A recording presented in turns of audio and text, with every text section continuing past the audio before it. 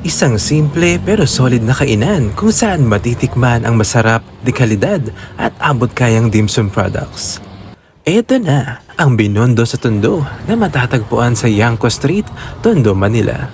Kahit simple lang ang pwesto, dinadayo ito ng mga tao dahil sa lasa, presyo at authentic Chinese-style dim sum experience.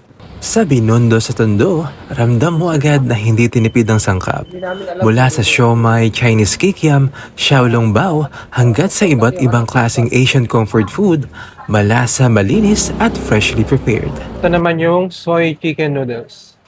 Tapos meron niyang kasamang isang leg quarter chicken. Try natin yung chicken. Lambot. Ito pa lang. Busog ka na. Ulit po. Chef JR, ating mo magkano po yung mga products na nandito sa atin ngayon sa harapan natin? Ito po yung chicken dumpling namin. Mura lang po ito. 65 for 4 pieces. Chocolate xiaolong bao, 180 pesos for 8 pieces naman po siya. At ito yung dim sum platter namin. May kasamang siomai, Chinese kikiam, wonton, gyoza, boiled kuchay. Nagkakahalagang 275 lang po.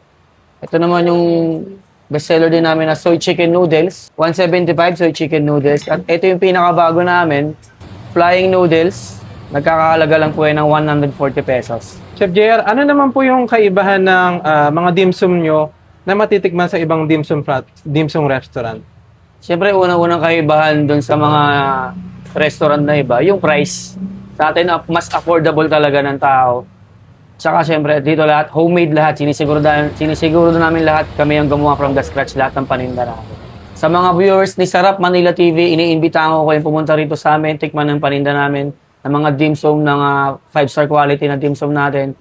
Binondo sa Tondo, matatagpuan nyo kami, Yangko Street, Corner Baltasar, Tondo, Manila.